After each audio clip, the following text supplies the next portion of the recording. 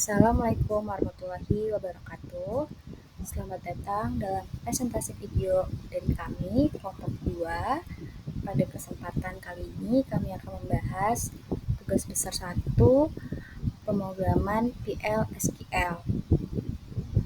Perkenalkan, kami dari kelompok 2 yang terdiri dari Ines Fauzia Simanjuntak dan Diana Dikta Putiwardani, juga Alfianti Rina Lembung. Selamat menyaksikan. Selanjutnya ada tabel mahasiswa. Di sebelah kanan terdapat gambarnya, pengaplikasiannya di Oracle SQL Developer. Saya akan menjelaskan tentang yang dimaksud di gambar tersebut. Di situ adalah tabel mahasiswa yang dimana menyimpan data mahasiswa dengan 3 kolom utama. Yang pertama, ID mahasiswa, yaitu kode unik mahasiswa, wajib diisi. Lalu yang kedua, terdapat nama, yaitu nama lengkap mahasiswa, boleh juga dikosongkan. Yang ketiga, ada prodi, yaitu program studi mahasiswa, juga boleh dikosongkan. Semua kolom bertipe teks atau varchar 2 dengan panjang karakter berbeda. Tabel ini penting sebagai dasar data mahasiswa di sistem akademik. Selanjutnya, di sebelah kiri ada gambar pengaplikasiannya juga. Yang dimaksudnya itu adalah tabel dosen, yaitu tabel dosen menyimpan data dosen. Terdiri dari 3 kolom. Yang pertama yaitu ID dosen, yang dimana teks maksimal 10 karakter. Wajib diisi, tidak boleh kosong, lalu sebagai kode unik dosen. Yang kedua, nama dosen, yaitu teks maksimal 100 karakter. Boleh dikosongkan, lalu menyimpan nama lengkap dosen. Yang ketiga ada NIDN, yaitu teksnya maksimal 20 karakter, boleh dikosongkan, dan nomor induk dosen nasional. Tabel ini penting untuk identifikasi dosen di sistem akademik. Selanjutnya ada tabel mata kuliah. Pengaplikasiannya ada di sebelah kanan. Saya akan menjelaskan, yaitu tabel mata kuliah menyimpan data tentang mata kuliah di kampus. Ada 4 kolom utama. Yang pertama ada ID MK, yaitu kode unik mata kuliah, wajib diisi dengan primary key.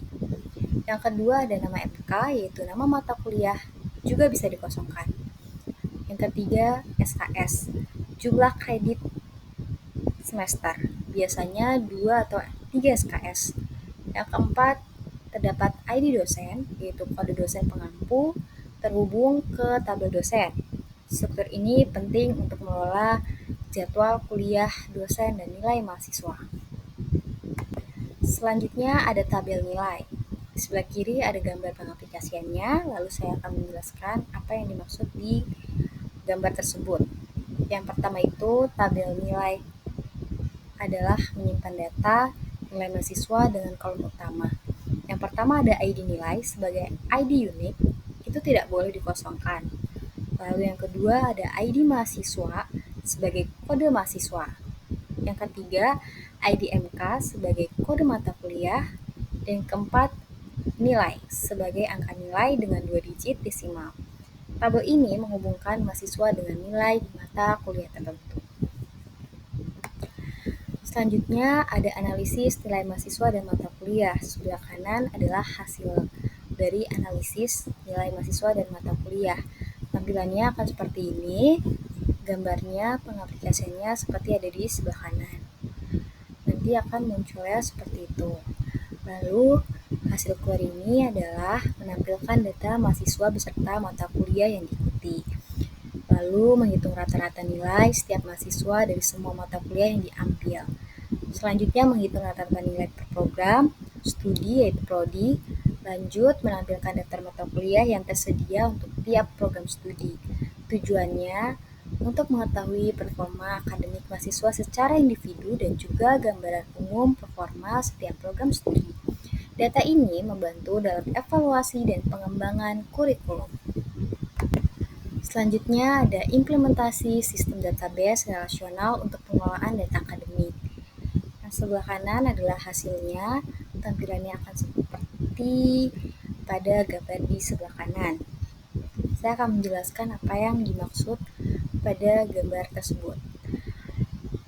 Ini itu adalah sistem ini mengelola data mahasiswa, dosen, mata kuliah, dan nilai menggunakan database terstruktur. Setiap mahasiswa memiliki nilai untuk mata kuliah yang diambil, dan dosen mengajar mata kuliah tertentu. Data-data dianalisis untuk mendapatkan rata-rata nilai per mahasiswa dan rata-rata nilai per program studi. Struktur database dengan tabel yang saling terhubung memudahkan pengelolaan dan pelaporan akademik. Selanjutnya adalah struktur database dan query rata-rata nilai. Gambarnya akan seperti yang ada di sebelah kanan. Struktur database-nya juga query rata-rata nilainya seperti itu. Selanjutnya, struktur database yang ada di gambar tersebut terdapat 4 tabel utama, yaitu dosen berisi data dosen dengan ID dan nama. Lanjut mata kuliah berisi daftar mata kuliah yang diajarkan oleh dosen tertentu. Lalu ada mahasiswa berisi data mahasiswa termasuk program studi. Lanjutnya nilai menyimpan nilai mahasiswa pada mata kuliah tertentu. Setiap tabel saling berhubungan menggunakan primary key dan foreign key. Misalnya nilai terkait dengan mahasiswa dan mata kuliah. Yang kedua, query SQL.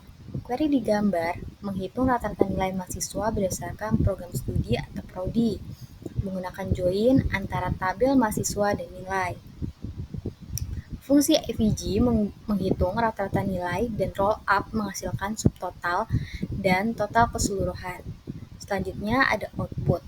Hasilnya adalah rata-rata nilai tiap program studi beserta total rata-rata keseluruhan sebagai ringkasan.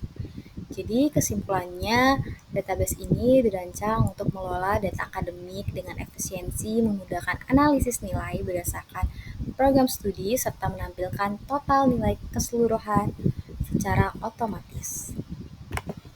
Selanjutnya adalah implementasi PLSQL untuk menentukan status kelulusan mahasiswa berdasarkan nilai rata-rata. Di sebelah kanan ada gambarnya, hasilnya akan tampil seperti ini ketika sudah diimplementasikan. Apa sih yang ada di gambar ini? Maksudnya, saya akan menjelaskan, yaitu di mana script PLSQL yang ditampilkan digunakan untuk menghitung nilai rata-rata mahasiswa dari tabel ini, tabel nilai dan menentukan status kelulusan berdasarkan nilai tersebut. Script pertama memeriksa kelulusan satu mahasiswa berdasarkan ID tertentu. Kemudian, script kedua menggunakan kursor untuk memproses semua mahasiswa dalam tabel, menampilkan nama dan data nilai mereka serta status kelulusan. Dengan demikian, script ini memudahkan pembuatan laporan kelulusan mahasiswa secara otomatis dari data yang tersimpan di database. Demikian presentasi yang dapat kami sampaikan. Kami menyadari bahwa masih banyak kekurangan, baik dari segi isi maupun penyampaian. Untuk itu, kami bermaaf yang sebesar-besarnya. Semoga materi pembahasan tugas besar 1 PLSQL ini yang kami sampaikan dapat bermanfaat bagi kita semua. Terima kasih atas perhatian dan waktunya. Wassalamualaikum warahmatullahi wabarakatuh.